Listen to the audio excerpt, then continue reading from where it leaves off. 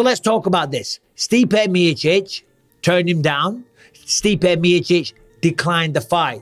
That's a better way of phrasing it. Now, I'm a fan of Tom Aspinall, okay? But if I'm managing Stipe, I say you sidestep Tom Aspinall all day long. Even if Stipe looked kind of interested, I would give him a slap in the face. I'm like, what are you talking about? Fighters need to be protected from themselves. And if Stipe was thinking about that, it just doesn't make smart business sense. Stipe is almost 42. This will be his 25th fight. It's not too many fights, but he's almost 42. He's a fireman and he lives a very simple life. Right? He's not some kind of rock star. He's not a Conor McGregor-esque type of guy. He's just a humble family man. He's made plenty of money. And of course, against John Jones, he'll make loads. So I understand him wanting to retire. And I kind of understand him wanting to retire against John Jones. Okay. Oh my God, Josh, have you heard? Kayla Harrison is going to the UFC. There's a lot of things and reasons why people do things in terms of why they go to the UFC. Okay. Sometimes it's about the name, the clout. Okay. And I understand that and I get it. Like everyone wants to say at one point in their career, they fought in the UFC. I got to be honest. I speak from experience, and when I look at the style of which Kayla left and she possesses to go there, Holly is slowing down. Holly's got good takedown defense, but there's no guarantee that she's going to beat a 42-year-old or 41-year-old Holly Holm. There's no guarantee. Kayla's never making. John, that is the weight she agreed to come back to. This is not fight is not at 145. There is no John, look at the way weight. she's going to make that. I know. I see it. I see it. It says bantamweight. Stop and being I'm like, stop she ain't gonna being make a that. denier of weight. Okay, don't be a weight denier. I'm telling you, you're a weight denier. You're a weight denier. I've noticed on her social media, she's been posting a lot more time in the sauna. She's been trying to get that weight down. But she was struggling to make 145. Struggling.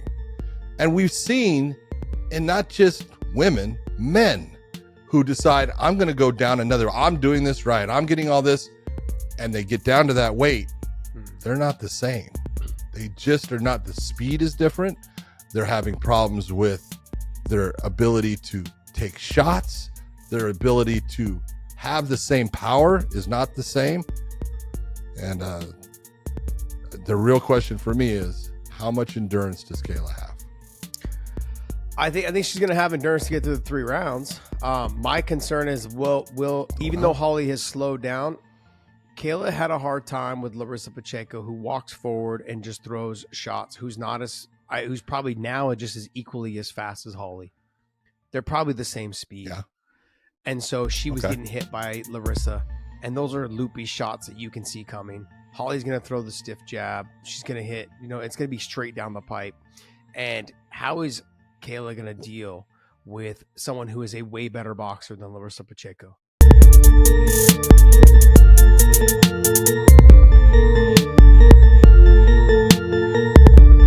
Max Holloway, Justin Gaethje. Guys, let's start with this. Who do you got? Max didn't love 155. Max went up to 155. He took on Poirier. And Max got beat at his own game, which was the boxing. And I thought, well, Gaethje is just too much. Too big, too strong, too used to the weight class, too gritty. Right? And Gaethje is a very different stand-up fighter than Poirier. But Justin Gaethje is not just the BMF champion. He is also the #1 contender. And I don't know that Max fully understands the opportunity that he has. There has been a lot of 145-pound champions. There's going to be a lot more 145-pound champions. It's special, for sure. There have not been a lot of BMF champions. There have been 2, as a matter of fact. And there are not going to be a lot of BMF champions. But it's going to be a close fight. It's going to be a hard fight. It's going to be a long fight.